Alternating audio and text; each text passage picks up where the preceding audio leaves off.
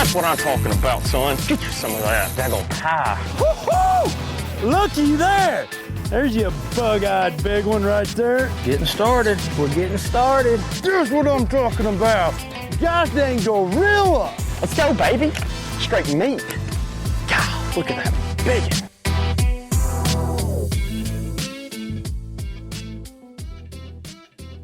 All right, everybody, welcome into the show. This is your host, Big Ed, and on the line today we have Josh Douglas. He's a Bassmaster Elite Series. This will be his first year kicking off, but he's going to come in 22, and we're going to have him on, and we're going to talk a little bit about some of the St. Johns River. He just got back from there, going to be fishing there. So, Josh, welcome into the show, man. Really appreciate you coming on.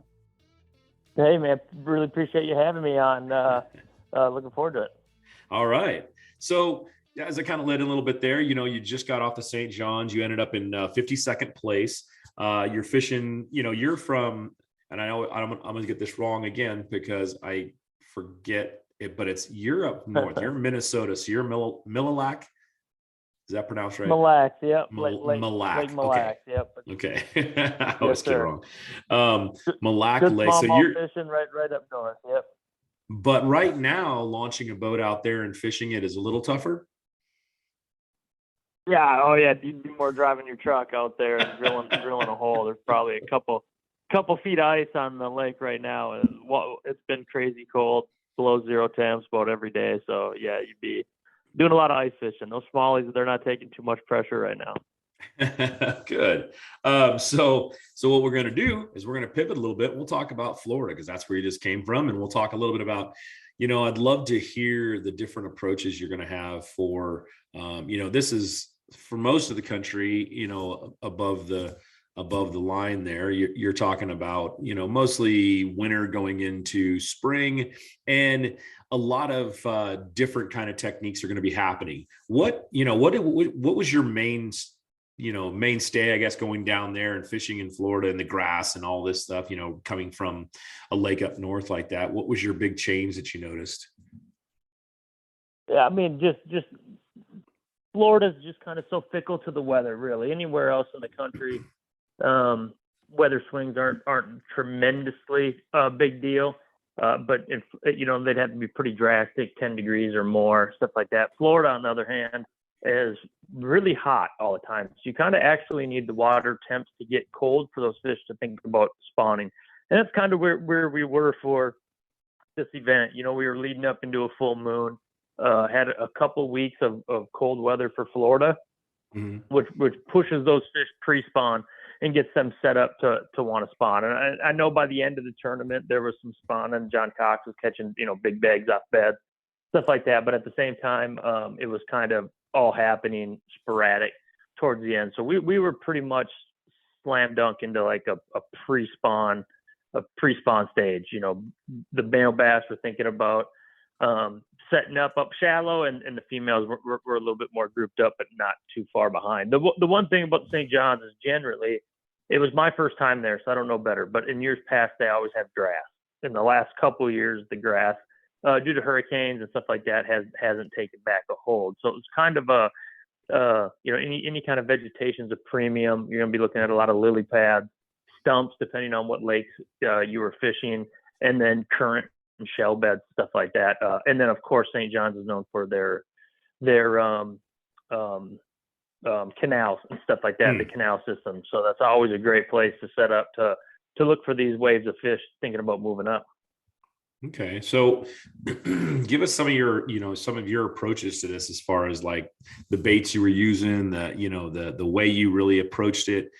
Pre-spawn, we're going to be seeing that a lot of places around the country. I'm in California, Texas, Alabama, Georgia, all these places, they're going to start looking at that right away, up your way a little bit. There's, you're going to wait another couple of weeks before, but at least maybe a couple months, but yeah. Yeah. But for a lot of us, it's going to be moving into pre-spawn.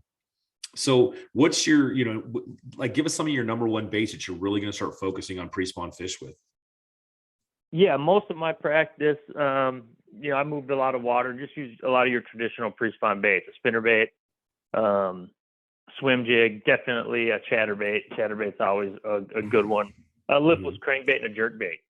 Those are going to be the my moving around baits that I'm going to use. I can work those baits real slow. It is pre-spawn, so those female bass tend to be a little bit more sluggish. And at the same time, I'd keep a light Texas rig, exo stick or a Cinco, something like that, and flick at the lily pads and seawalls and all that. You know, imagining that maybe a bass might be pulled up there to think about making a nest and stuff like that, whether that's the male or you get lucky and catch the female. So a lot of your basic type stuff, you know, a lot of times I'd be throwing a jig around. In Florida, I might replace that jig with like a Texas rig Cinco. Other than that, your lipless crankbait, your jerk bait, and spinner bait and a chatterbait are definitely, you know, the four. And then as things progressed and got a little warmer, it is St. John's title. Mm-hmm. I was a little conservative day one. That costed me. I was kind of more throwing the jerk bait, using the active target, stuff like that. Didn't have a great first day. Second day, I kind of more power fished.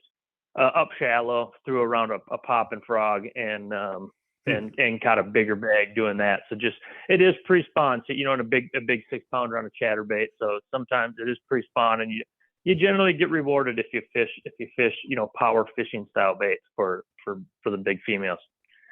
Okay. Now, if we can, I know it's, you know, most of what's going on right now is, you know, the St. John, you just got off of that. As you approach, you know, I don't know how much you fish regular lakes other than the ones up north, but, you know, as you approach some of these lakes, what's your first key as you're, you know, cause you're looking at which, you know, your next tournament coming up, and you're going to be, I don't even actually know, where is your next tournament? Santee Cooper. South Carolina. Okay. So you're gonna be in South Carolina. Now it's going to probably be really close to the same kind of conditions as far as water temp and where they're going. I would imagine, not being too far off. Maybe Yep. what, 2 weeks behind, I would say. So, and you're going to be maybe more. I mean, Florida's kind of separate. It's kind of different. They've been really cold, had snow, and that'll make water really cold. I think Santee, but again, they're probably about a full month. You know, we should be looking at a lot of the same situations at Santee Cooper that we were at the St. John's, as far as big waves of fish wanting to move shallow and in that pre-spawn to spawn time of year. But now you're coming off of a tidal situation. You're going back to a more traditional lake or a reservoir. And how are you going to approach that as far as where you're going to start looking for fish to spawn, and how are you going to, you know, break down a lake compared to, compared to something like that? I don't know. Have you ever fished Santee Cooper at all, or? Nope, never have. Never have. You know, it's a big time cypress tree. That's what it's known for. It'd be like coming to Mille Lacs, fishing boulders and rocks. That's what we're known for here. So, like anything, when you're dealing with that, whether it's a brush pile lake or isolated lily pads, trying to figure out which trees are going to be the ones that are going to hold the right size fish. I do know Santee Cooper's on an upswing, so fishing should be really good. It's probably the best time of year that you can be there for it, but I don't believe it has a ton of vegetation in it. I think it's a lot of hard targets, you know, stumps, trees, stuff like that, obstacles in the water that those fish are going to want to set up on. Would be my understanding in both ways. You know, they'll probably want to spawn on those cypress trees, those cypress knees, and at the same time they're going to want to stage on them too. So trying to figure out the progression of where they're coming, where they're going, and you should eventually run into them in theory. So with I mean, that's a tough one to figure out. I mean, how are you just gonna have to cover water, pick apart which trees are which, and decide that way? Or is this something that just from your years of experience, you're gonna go in and go, this is what I would choose, but you know, you never know. Yeah, it's going to be a hard lake just to up and move around on. So I think, you know, doing a little bit of research and figuring out, you know, getting on that Navionics app. I use that a lot on the computer or Google Earth, stuff like that, poking around and just trying to develop a game plan of where you think, you know, the nice thing is about this time of year is that especially on a lake you don't know, it's the most predictable time of year, because those fish they're programmed to spawn. So they need to. It ain't like any other time of year when they're chasing bait and doing whatever the heck it is that they want to do to stay alive. That's the one time of year that the progression is kind of there to push them. So there's going to be certain areas, and you know, just really my philosophy is these times of year, if I can just pick a couple areas, get to know them really well, and then figure out, again, that migration pattern, just where those fish are going to want to come in to get to the spawning area. It's the one thing we have, is we know where they want to go. So you just got to try to figure out how to intercept them there. But as far as moving around in the lake, yeah, no, I think it's maybe one of the more dangerous lakes as far as, standing timber and stuff like that everywhere. So it's not that old of a reservoir, I don't believe. And, obstacles in the water are going to be a big deal. And it's a lake that gets real windy.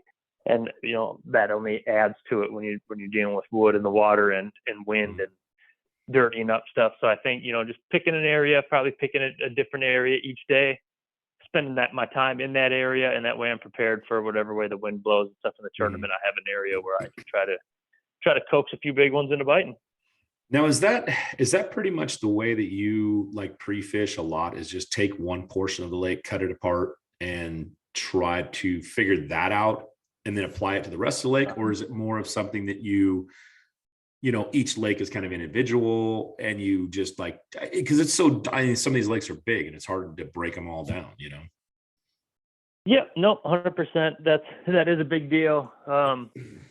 You never want to be too spaced out. The only reason why you end up getting too spaced out is you either have a pre-plan to see everything on the lake, or you're not catching them, and so you're moving to different areas. So I like to move a lot in practice. I don't need to catch them really good in practice. I just need to get some bites. I like to see an area. But once I start getting some bites, if I'm thinking, early in practice that I'm liking what I got already, well, then I'm going to start connecting the dots from there to the weigh-in site. Or you got to look like a place like Lake Mille Lacs. It's just a big circle. We get 4 or 5 foot waves.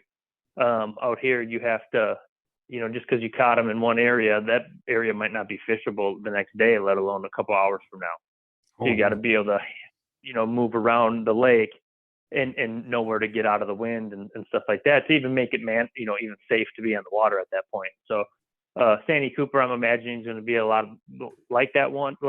So, I think it's going to be important for me to just pick 3 areas that I really like and spend my day in them. But as far as, if it's 10 o'clock, 11 o'clock, I'm not getting any bites, I'm not exactly going to lift up my trolling motor, run across the lake. I'm just going to, keep digging them out. And a lot of time this time of year, the bite gets better as the afternoon wears on and the water temp rises. So that kind of keeps a person patient, and those fish want to eat. The spawn's coming, so they want to eat. So it shouldn't take too long to start getting some bites. You just got to make sure you're getting the right size. Well, now, so that kind of leads me to, you talked about using some of the avionics stuff, talking about using your equipment. How important is it to if you go out and you turn on, I don't know what you have, you turn on your Panoptics, you turn on your your equipment, and you're looking out there and you're finding fish, but you're not getting those bites. Now in practice, it's different than the tournament. Obviously, if you're not getting bites, you're not going to get, you can't just sit on a spot all day, can you? Or are you talking, or do you, if you see those fish in practice, will you sit on them most of the day and just be like, okay, what time are these going to turn on? No.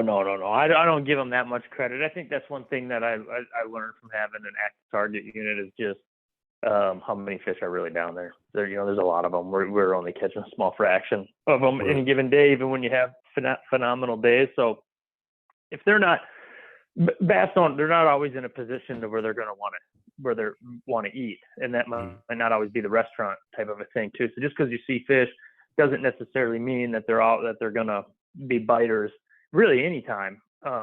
At the same time, you got to go with your angler and intuition. If I'm looking at something and it just everything looks right, and I just, maybe I can justify and say, well, it is only 7:30 in the morning. It's 38 degrees. We're in South Carolina. I'm going to swing back on this at noon and see what it looks like. But then there's plenty of times too where I'll just kind of keep moving and looking for more fish that want to bite and where they're at. If you run into a group of fish that are just kind of maybe stuck between that pre-spawn and spawn mode, they get kind of zombie-like. They're kind of committed to the bed, and fish don't never really eat on the bed for food. They do it just to move things off the bait. So once they get in that mode where they're thinking about heading to the nest, that female might not be catchable at all. So it's just kind of, you gotta I think that's one thing an active target's taught me the most is as nice as it is, I see a lot of fish. A lot of times I can get their reaction. Maybe I can use that as a gauge to decide which bait is better for that day Okay. or that condition and what they want to eat. You know, if I'm convinced sometimes you're looking at fish and they're not even bass. But my rule is if I start getting a pretty good predatory response out of them at all, Right. whether they'll always come and look at it, stuff like that. If I can get them to do that, then they're probably predatory. And, you know, then I'm going to use that as an advantage. If I got them willing to hang around the boat close enough, I might throw a few different baits and see if I can't get a little reaction out of them, something like that. But at the same time, if they don't bite, you know, I'll maybe remember the spot, come back if I think it's something that they should be biting on. And at the same time, I might just move on and look for fish that, you know, and I still, even with all that active target, it's still all about structure scan and all that, you know, finding areas that are stop signs on these lakes, that areas where fish not only want to stay, but you want bait to be there, and then you want numerous fish because that brings out competitiveness out of them and makes them more apt to eat your bait. So I'm always looking for that through practice. And if I think I have all those ingredients and I'm seeing fish, then yeah, I'll probably come back and look at it again. But if they don't bite the second time, I'll probably never fish there again. At Ford Fairfield, we'll make your ownership experience simple. Our simple price, simple process is designed to save you time by eliminating the back and forth. That means you'll always get our very best highly competitive offer right up front. No games, no gimmicks. Our goal, to provide you with an exceptional experience. Stop by or book your appointment today. Ford Fairfield, simple price, simple process. So when you're moving through these areas and you're kind of covering water and you're looking for that, you know, that response, what's your number one search bait? Well, if we're talking like active target, forward sonar, stuff like that, probably jerk bait. Jerk bait. Just because I have so much control over the jerk bait and I can keep it in the column, keep on it. And it'll always get fish to come and look at it. Rarely will they run away from it. They might not eat it, but they rarely run away for it. So I would say a jerk bait if we're using active target. Otherwise, if I'm just, you know, straight up looking for big fish, I'm probably either flipping a jig or throwing a chatterbait or a buzz bait, something up on top of the water that I think is going to attract, at least show me something big, even if they don't bite it. You know, the point is to find size. So I want to throw something that I feel like I'm going to get a bigger bite, and then from there I can figure out how to get more of those bites. So that's always my priority. If we're getting late in practice and I'm not getting any bites, well then I'm just going to revert back to whatever I have to do to get bites and try to save the tournament. But if at the same time I'm going to probably be fishing a lot of power baits, power fishing style baits to try to trigger big bites. Good. Well, you know, two things, you said it twice now. One, you know, you talked about a popping frog down south when you were in St. John's, and then you talked about a buzzbait here. This time of year, you know, I don't think a lot of people really think about the topwater being a big bait or a bait that really gets fish. Do you start now kind of looking at topwater stuff, or is it just the kind of water that you're covering? I mean, if you were, you know, looking to get that big bite. Yeah. Okay. Yeah, I do throw top water 50 degrees or more. It's actually an article, I forget who it was, but it was out west. I forget who the pro was that they were talking about, but he discussed that he'll start throwing a frog when it's 50 degrees or more. Mm-hmm. And going back to when I was younger and just getting into bass fishing and not just kind of I couldn't do a lot of things. I could throw a spinner bait, I could throw a buzz bait. And man, I just get really big bites in the spring. Yeah, I wouldn't get a lot of them. It ain't like you do in the fall or something like that when when they're active, but they'll always be big. And it's just big female bass that are ornery that time of year, and they're full of eggs, and they just really want, they're feeding up for the spawn. And that pre-spawn, they've been eating shad all winter. They're big fish, and they know that they can hammer something like a buzzbait or a frog. You're just going to get bigger bites. So if it's over 50, closer to 60 for sure. And that's what we had at the St. John's. I don't think I had a lot of competition with people throwing a lot of topwater baits, but it was like 58, 59 degree water. And it got me 2 really big bites, but that second day. And that was key. Yeah, that's an interesting, that's pretty interesting to think about. I mean, most people, when you say the jerk bait, you say spinner baits, chatter baits.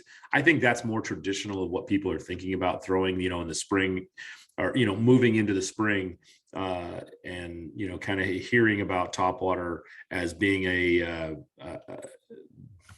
an option, I guess, for lack of a better term, just an option to use this time of year doesn't seem very, realistic. But I believe the kind of same way you do. Once you start getting up there, it's a good time to start throwing. I've always thrown Zara spooks and things like that in this kind of water, and you get some better bites. But when you get down, you're going to start this transition. Do you look for beds at all, or are you more of a guy that's like always wanting to fish for the pre-fit, the pre-spawn or the big female, or are you a bed guy? Yeah, no, I don't like really catch them off. I mean, I think bed fishing's fun and all that. I have no problem doing it. But it's not what I enjoy doing in the tournaments.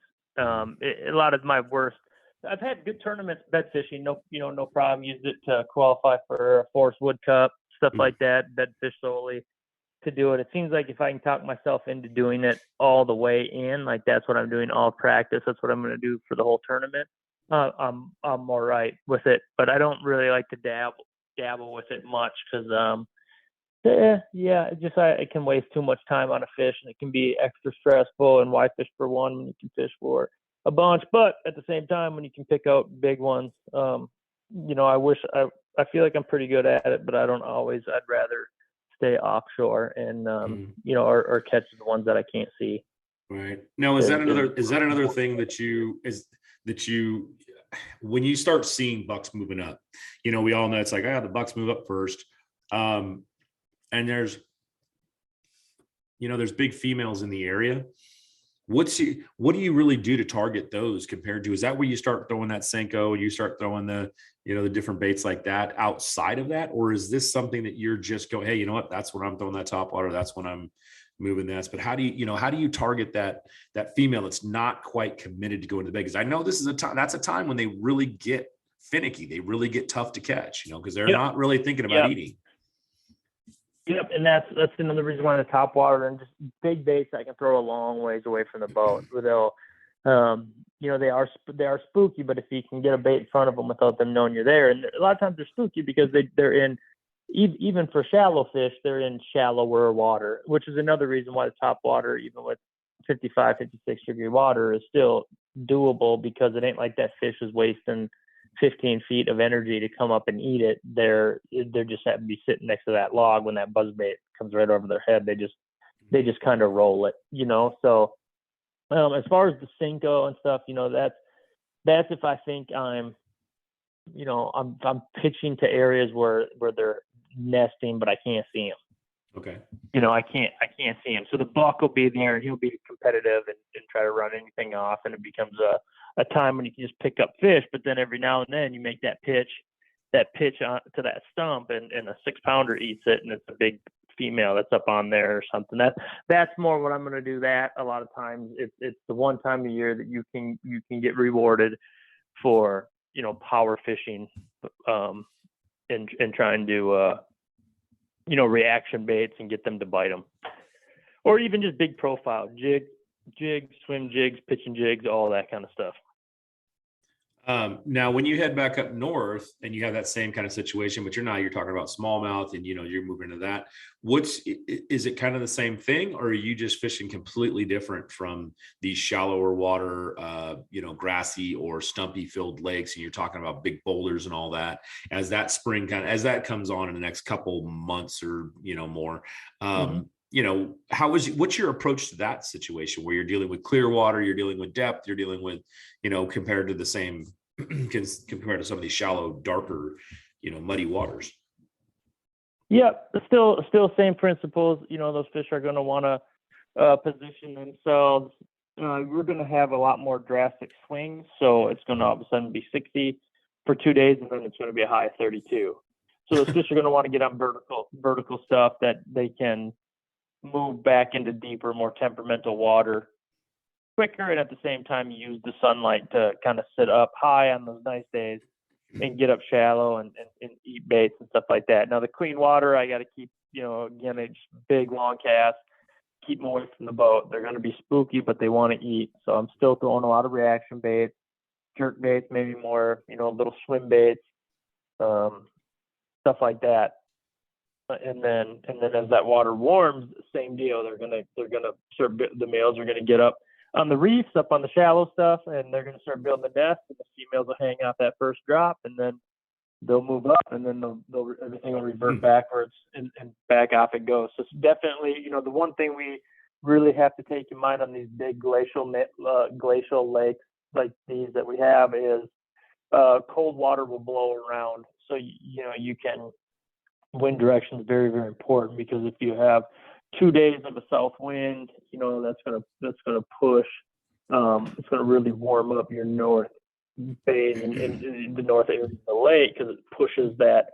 You keep all that surface stuff that the sun is beating on, and on a southern wind, you're generally going to have warmer temps, so it pushes that stuff. Well, then if the wind changes direction on you, it can. A north wind is going to all of a sudden push all that warm water back down to the south side and severely cool off the north side. So you can have big swings where all of a sudden you're catching them very nice in pre-spawn conditions, 55 degrees on Tuesday on spots, and it was like you could do no wrong. But then all of a sudden the next day the wind changes, and even though the temperature and all that's still the same, everything's great, the wind changes, it could be 39-degree water, and you're not going to get a bite. So it's just, you got to kind of, that's something you don't see much in those southern reservoirs. It's more of a river flowing through, so everything kind of stays a little equal from shallow to deep. But on these glacial lakes, we do got the clear water, and then we also have the added element of, winter still hangs around till June type of deal. Yeah, that's very interesting. I didn't really know that it'll fluctuate that much. Sure. With the being maybe up more. There. Really? Mm-hmm. That's impressive. Must be why you have to hire a guide to go out there. Yeah. Well, this whole deal with the transition, going in and out. It's such it's a great time of year. It's, a lot of people get their personal best this time of year and that sort of thing. What's when you're you're out there fishing for these bigger fish compared to the smaller ones, and it's just that great time of year. Is this one of your favorite times, or is there a season that you just absolutely love fishing and pick up something and you just go to town? Yeah, I really do enjoy the pre-spawn. It's definitely when you're going to catch your biggest fish. They're patternable, and at the same time, I like summertime too, when things tend to get real offshore. It seems like they get polar opposite. The fish either go way out deep or they go super duper shallow and get in the shade and stuff like that. So both a good time of year, fall, all that. But I'd have to say that the pre-spawn is definitely the time on the calendar when you're looking to catch your biggest fish and Right. potentially have some of your best days for sure. Are you at all into the big baits and that sort of thing, or are you pretty much just stay traditional kind of go? Tired of searching through ads to find bass articles in your favorite fishing magazine? Well, we have a solution for that. Introducing Bass Angler Magazine, with over 30 articles in every issue, filled with tips and techniques to help you catch more fish. Follow the pros as they publish the most up-to-date seasonal methods to catching bigger bass. Whether you're a beginner or professional angler, make Bass Angler Magazine part of your gear today. Be a part of the fastest growing bass publication in the nation. Log on to bassanglermag.com with code TV and save 20% when you subscribe now. No, I definitely believe the bigger fish eat bigger baits and feed less, eat more mentality. So I definitely am into the bigger baits, stuff like that for sure. You like the 8-inch swim baits and that sort of thing, or sure. Yeah. Yep. I 8 inches is getting a little big for most of the forage. If we were out west more where they're keen in on trout and stuff like that, I'd be more apt to keep it in my arsenal and use it more as a regular every day. But 5-inch, 6-inch, gizzard shad style swim baits, absolutely for sure. Oh, nice. Now this is your first year on the elites. When are you going to be in the classic? Yeah, hopefully next year. We got seven tournaments to go. Got to. It's going to be a long run into August or whatever. So a lot of fishing to do. But yeah, hopefully it'll be next year. Yeah. So you started off in 52nd. You got some of these ones coming up. Is there any of the lakes that are coming up that you're just like really excited to get on? Yeah, I'd like the schedule a lot. I don't know the schedule a ton. Coming from the FLW side, we have a little bit of the St. Lawrence, obviously I like because of smallmouth. I've just only been there once, and we were way, a couple 100 miles up the river. It seemed like from where we're going out up for this one, 100 miles, something like that. And then, any of the smallie venues I really look forward to. Lake Chickamauga, I lived there for a couple years to learn how to fish the Tennessee River, and that should be a good time of year as far as big fish getting weighed in, pre-spawn. Pickwick's offshore. I tend to do really well on offshore ledge tournaments and stuff like that. So yeah, Lake Fork, it's just a big fish schedule from here on out. So anytime I'm fishing tournaments that we can throw up big ones, I'm going to be pretty excited about it. And then, I used to think the better I knew the lake, the better, but that's not always the case. So I'm looking forward to the challenge of not knowing a few of these lakes this year. So you said a couple times now, the FLW, you came from the FLW side. I don't know if you had the option, MLF to go to that too, or just stay with the elites. What was was that something that you weighed in pretty good, or did you just really decided you liked the way the five fish thing is? And Yeah. I came from fishing the MLF Pro Circuit, which was the former FLW Tour. Right. I really enjoyed the FLW. It taught me a lot to get to this level. At the same time, the kid in me always wanted to fish the Elite Series. So, qualifying for that last year was just an easier option for me to take. I personally prefer the five fish. Weigh in five fish and go for bigger ones over the numbers game, but they do still have that with the Pro Circuit, weighing five and stuff, and that's what I came from. So it was just a better fit at Bass for the next couple of years and see how things roll. But at the same time, I got a heck of a start off of my career through MLF, and I'm thankful for that too. So it's just more opportunity for the angler and for the fishing fans. Just always I don't see how that can be a bad thing. No, it's not a bad thing to I just found I've done a lot of the interviews, and there's such a dynamic switch between guys who really like the five fish limit compared to people who like the numbers. Hey, you know what, I fish I've heard the arguments on both sides of how it is, and I don't know. I guess I look down the middle of it all and go, yeah, there's good to both, but the traditional style is such a, I don't know. It just seems more appealing. I mean, obviously going out and catching a bunch of numbers and all that is great, but how much does that kind of just, guys who find fish and then sit on numbers, we were just, as long as I think it's just more.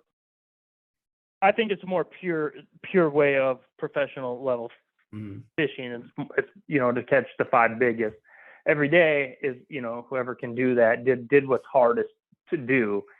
Just like shooting big bucks is harder than shooting a doe. It's just the way it kind of works. So for that aspect, I think for professional level. Now I do think that with the unlimited fish thing, that's probably really exciting for the angler fishing it right then and there, and having a time clock, and I can see sides to the sport that are somewhat appealing, but I'm not a big fan of like zeroing weights on championship days and stuff like that. I just kind of not the way that I wanted to go at this stage of my career. And that was okay for me to decide. All those guys had that opportunity in their career, whether they wanted it or they ended up leaving it to pursue something else. So still a lot of love from everybody for that option. And at the same time, options are good, but I don't like change that much. I just want to catch five big ones every day and hold them up on the stage. Yeah. And yeah, there's something great to that. So what do you do when you're not doing this, when you're not tournament angling? I mean, this time of year, I'm guessing you're not, you're probably not guiding much unless you do ice fishing guiding. So what do you do other than this?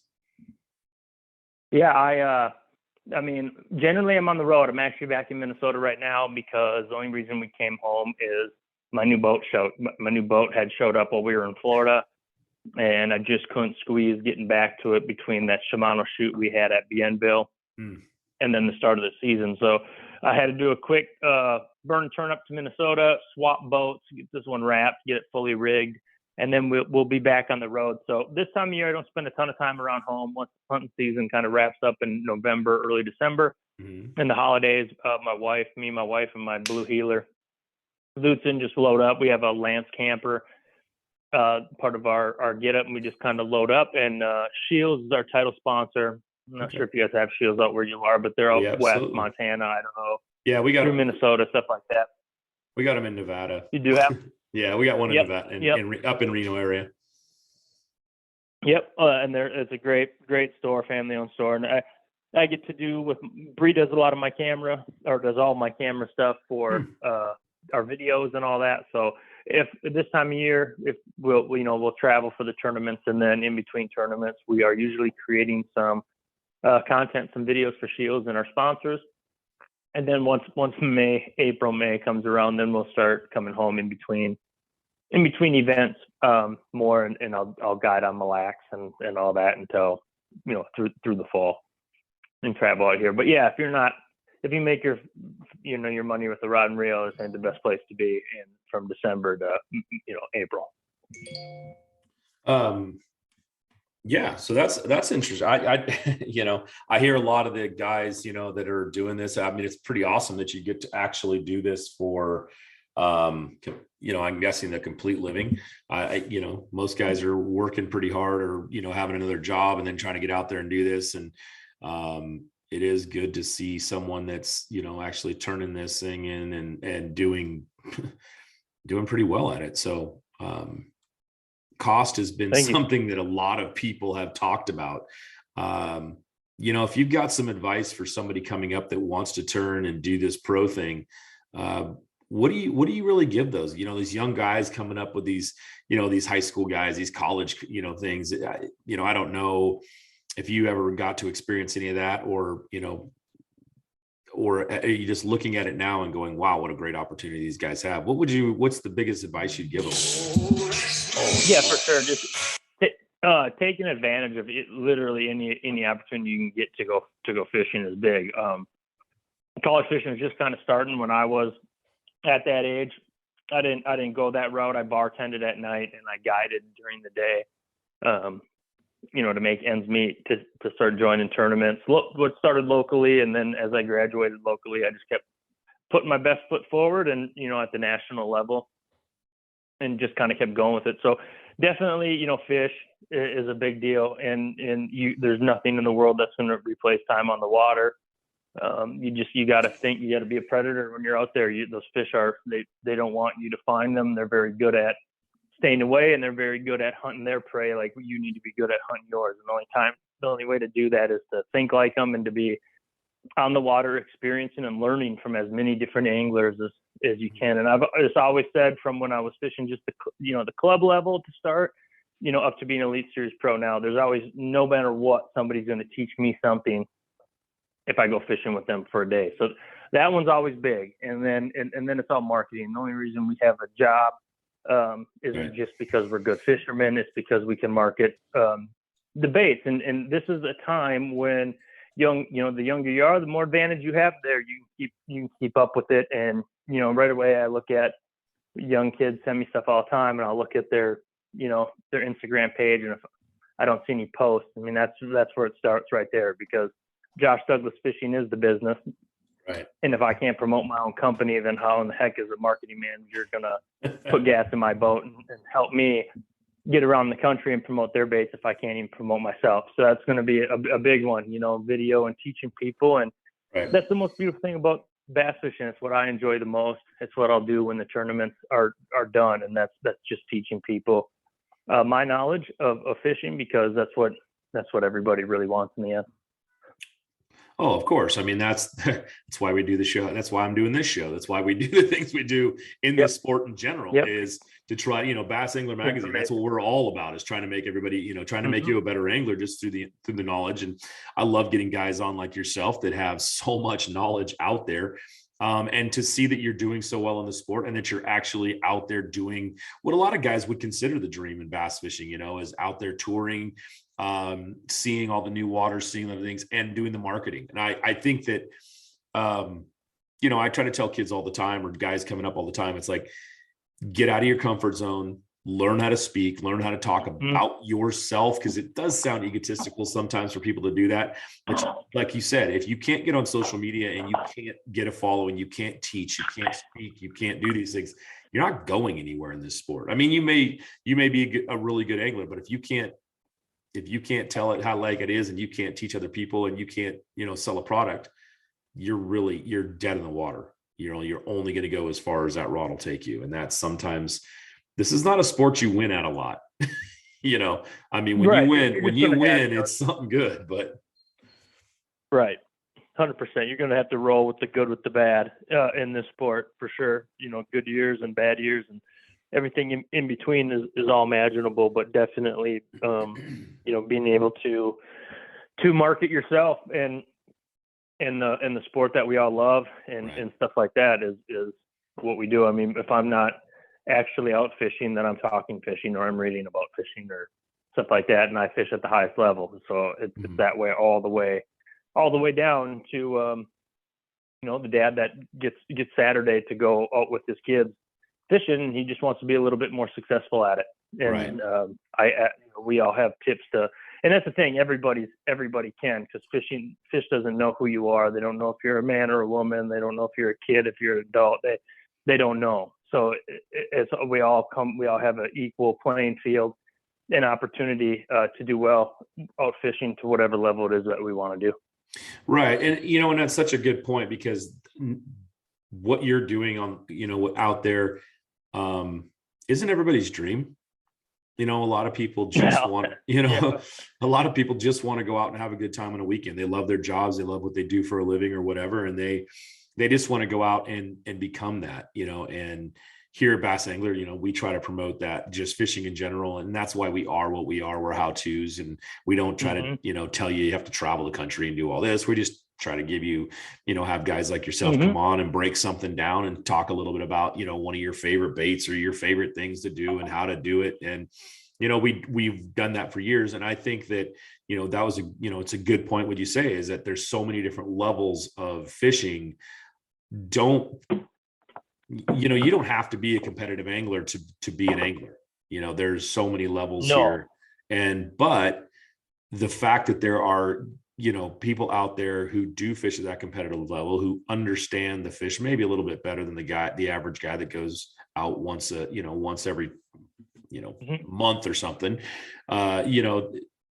getting that knowledge and getting that information out there. And as a young person coming up that wants to do, competitive angling and wants to tour or wants to, take this on as a career, being able to tell that average guy how to do it so that he can then back you up and go, oh yeah, I heard this guy talking about it.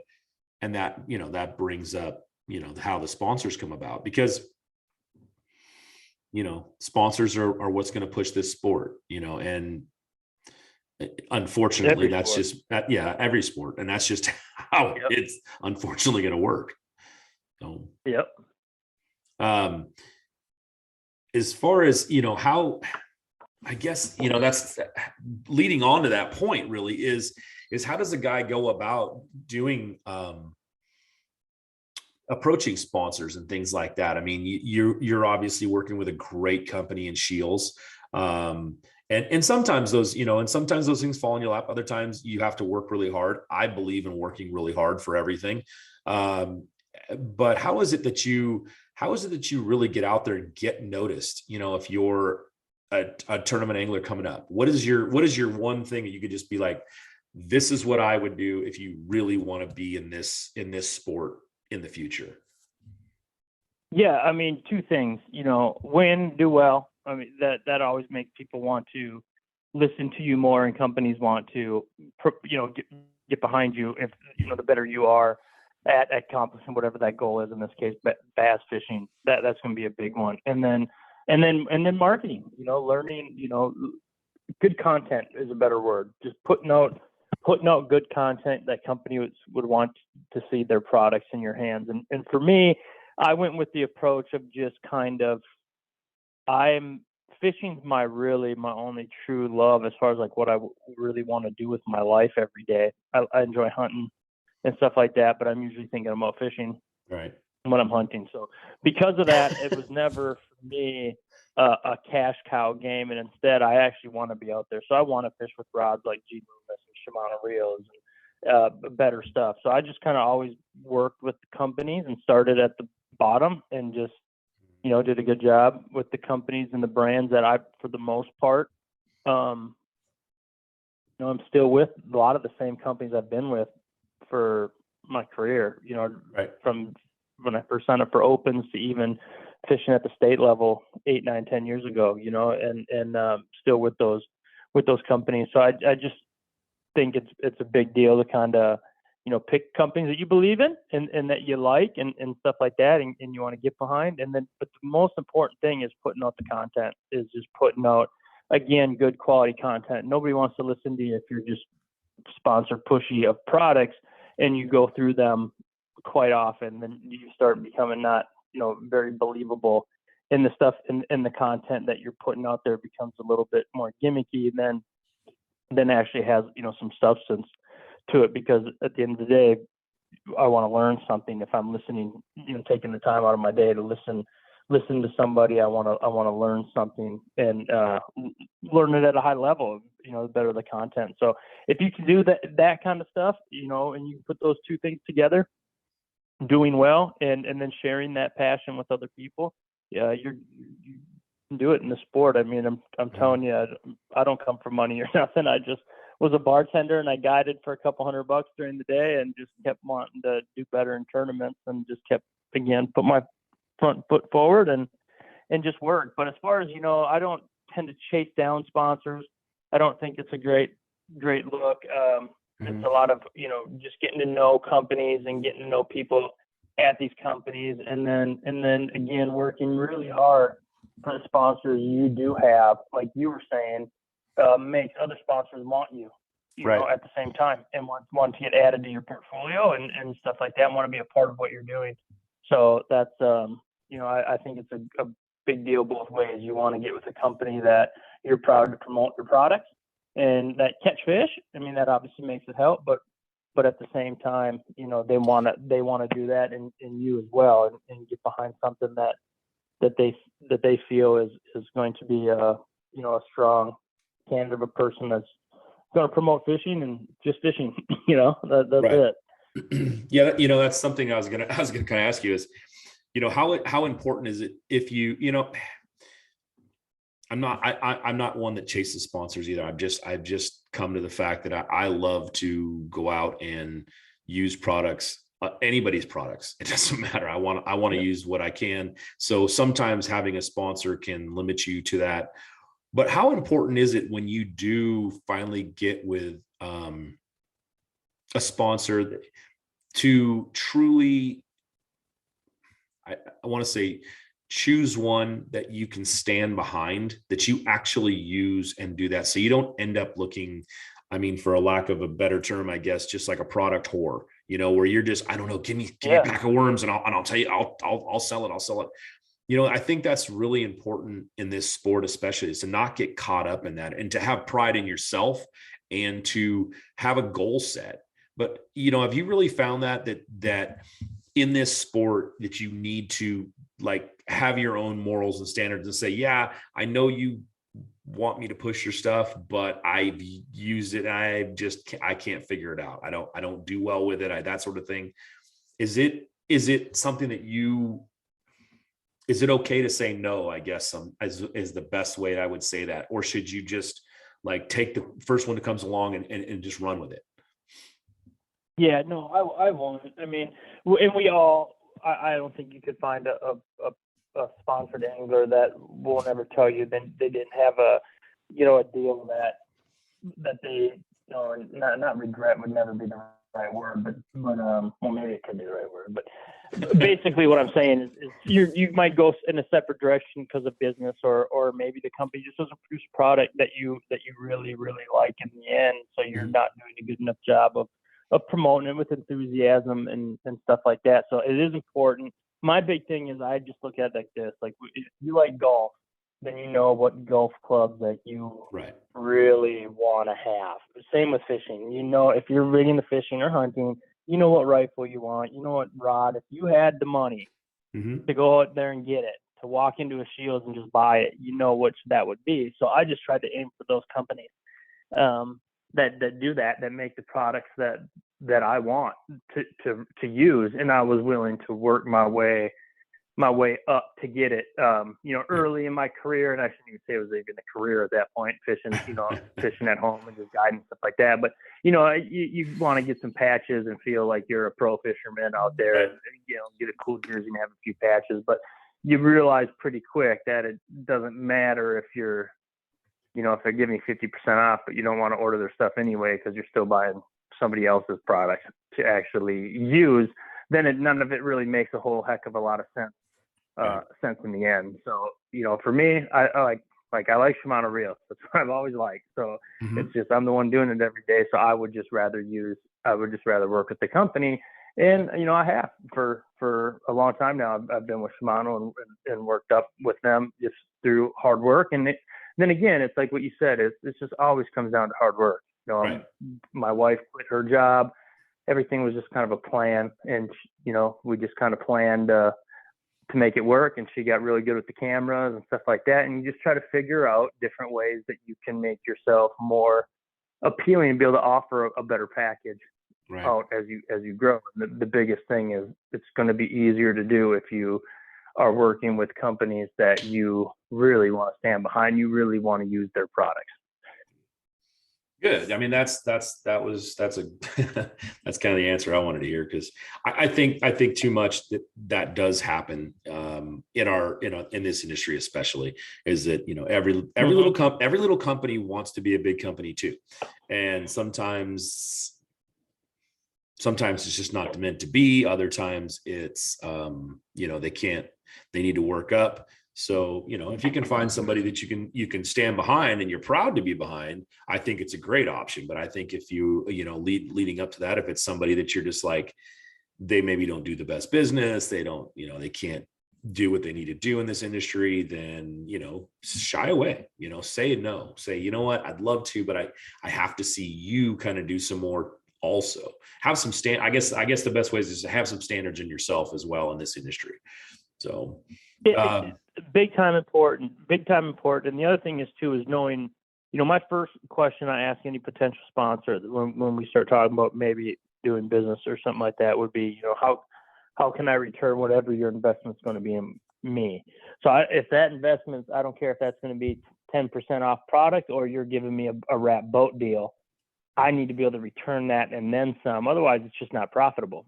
Right. For anybody. And what's going to end up happening is you're not going to want to, you're going to feel like you're not pumping out enough work. And then all of a sudden fishing becomes work.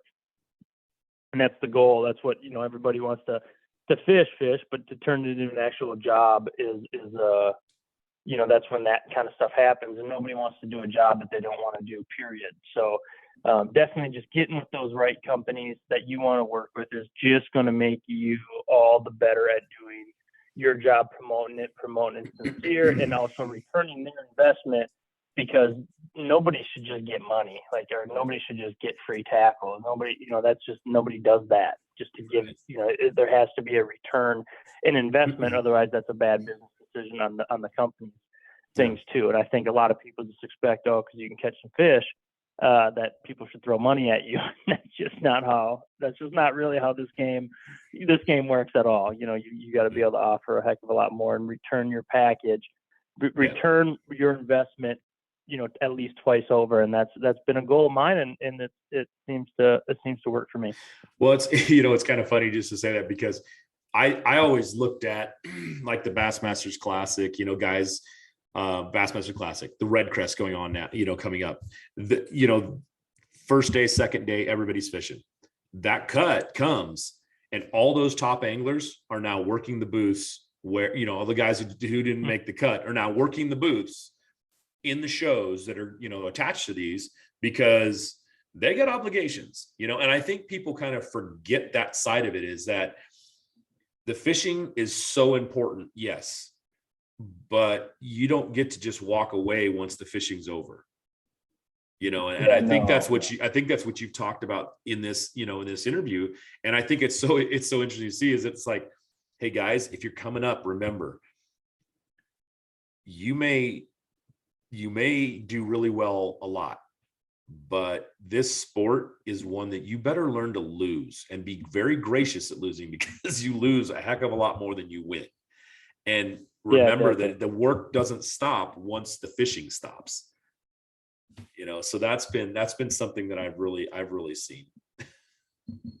Yeah, no, 100%. Only one person wins the tournament; all the rest of them lost. So, right. At the end of the day, yeah, you gotta be able to take them good tournaments with them bad tournaments, and but they're all lessons, and they're all things you can teach. You remember, fishing's not all what to do; sometimes it's what not to do. Right. And that's, I think going through, when you're talking about some of the things you talked about earlier, the way you're pre-fishing, the way you set it up, I think it's key that, people learn, to pick apart a lake instead of looking at this. I remember when I was coming up and I'm looking at these lakes, and, I'm out west, and we got Clear Lake, we got Shasta, we got the Delta, we got these big lakes, and guys are coming in with 25, 30 pound bags. And I'm sitting there struggling to get 10 pounds. And I'm like, I don't get it. And they've just learned over time to pick areas apart and do a lot of the, I guess for the lack of term, is just how to pre-fish correctly. And that's something you talked about, was just, find those areas, find those things that they're using, know your seasons, know what you're doing. Is that, I think that's just so important, is to understand your craft as well, but don't get overwhelmed. No. You want to don't want to get overwhelmed in practice. Practice is meant for collecting data so that you can make good decision when the puck drops. When the changes every day.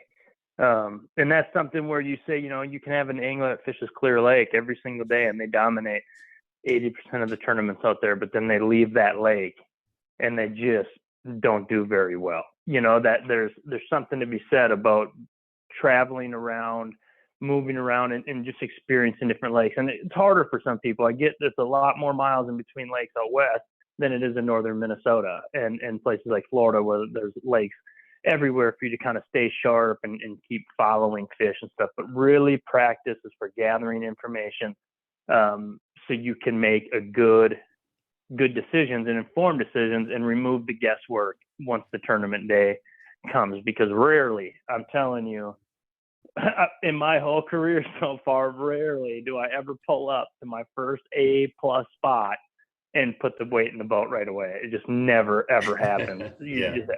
Everything changes. And I've had, good tournaments where, things, I took second at Sam Rayburn 2 years ago. Everything stayed the same. I just kept fishing the same stuff every single day. And it was all brush pile fishing, but I did all my work in practice. I just idled and never made a cast at them. So I had 88 of them to fish when the tournament came, and, took a second place. Then there's other ones, where during the course of the tournament to top 10, things change. I took a top 10 at the Forest Wood Cup where, I started with a buzzbait and stuff shallow and finished that tournament, beating up brush piles right by the boat ramp of release fish, like just changing with them as the tournament goes. But that's because conditions changed, and I was able to revert and think of a different strategy to do what I had to do that day. So in practice, like, you don't need to go into an area and let's just say it's 100 cypress trees in there. If you fish 10 of them, you get bit on 2 of them, you don't need to fish all 100 of them. You know it. So then maybe now I'm going to look for the creek channel. I'm going to idle that creek channel through there, and I'm going to look for an old bridge on it. Maybe that'll have some pre-spawn fish on it, or or I'm going to whatever, and I'm going to learn that area more. Where would these fish go? Let's say it gets real sunny and hot or whatever. Where are these fish? They're going to leave these cypress trees. Where are they going to go? Are they going to go under those mats and rehabilitate there? Or are they going to get out on this creek channel? And, so then I'm going to start now, but at the same time, not just going to lift my trolling motor and run 50 miles away and do that again, most likely. I don't need to, early in my career, I felt like I needed to get bit on fish all 100 trees and pull on 42 bites and expect to get my bites on those 42 trees. Right. That's a waste of time. You're probably already, if in 10 flips, you get 2 bites, guess what? You're probably going to fish there in the tournament at some point. So I'll just kind of let that expand and then just kind of move around. And I might not catch a fish now for the next 3 hours looking on creek channels, but oh, wow. All of a sudden I just found, 2 beautiful brand new brush piles that are sitting here that brush pile might save your butt when you need your 5th fish at 2:00 in the afternoon on cut day, Mm-hmm. So it's just, but if I sat there and wasted my time flipping all those trees in practice, I'd have never found that brush pile. So it's just a lot of collecting data so you can make good decisions on the water. Okay. I'm going to, kind of leading off of this was, the question I know you don't have any input on where they go or anything like that, but would you ever like to see some of these elites come west? Is there any waters out here that you just love to see? Yeah. Oh yeah. I mean, I've went out west and did a little fishing before. Nothing too crazy, but like Diamond Valley Lake, I've driven my boat out there and fished, hung out for a couple of weeks. I'd love to see Clear Lake and the Delta, Havasu, stuff like that. I would. It's a long ways as far as the financial commitment right now with gas at $5 a gallon, stuff like that. So maybe not yearly, but definitely we have it's only fair, and it only accesses everything. And you look at all the hammers that are in the elite and in the MLF and have been for the last 20 years, tons of routes from out west, crazy good fishermen out there, that are able to come and dominate, not in their backyard. I'd like them the opportunity to, be able to back up their home water and stuff like that, and to just be diverse. And Cali's awesome, dude. I have fun every time I've ever been out there. So yeah, I definitely would like to see it pop up on the schedule every now and again, but I'd be okay with it not every year. And you got to remember, this is a dude from Minnesota that I have to travel like 20 hours to get to almost every lake in the country. So, we got a ton of driving to do and stuff like that. But yeah, of course, the fishing out there is awesome, and the lakes are beautiful. And I think it'd be I know I'd like to get out there and have a tournament sometime.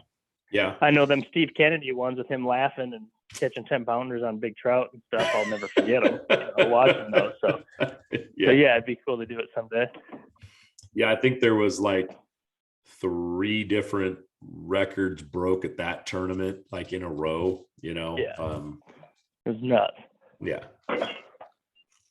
So, well, we have basically run up to our hour that we're keeping these things to, Josh. So I want to thank you very much. It's for me, it's a great place to end, because I'd love to see those things come out here in the West. I'd love to see, I love it when guys come. I mean, I thought it was funny, Steve Kennedy comes out and wins.